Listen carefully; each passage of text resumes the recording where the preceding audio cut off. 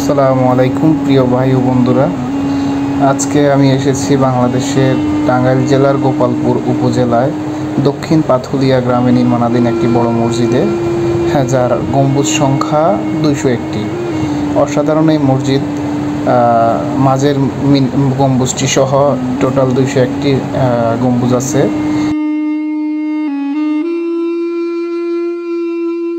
মসজিদটি দেখার সৌভাগ্য হয়েছে টাঙ্গাইল জেলায় ট্রেনিংয়ের বদৌলতে।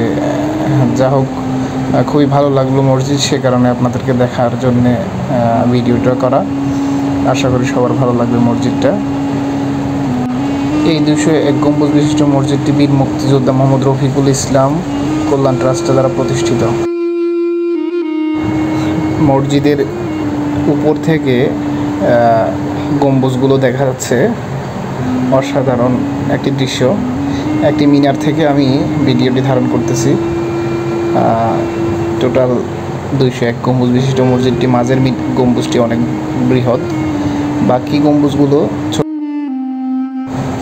কাজের সুবাদে হোক অথবা ভ্রমণের ইচ্ছায় হোক, যদি কেউ সুযোগ পেয়ে থাকেন অবশ্যই এই মসজিদটি দেখে যাবেন।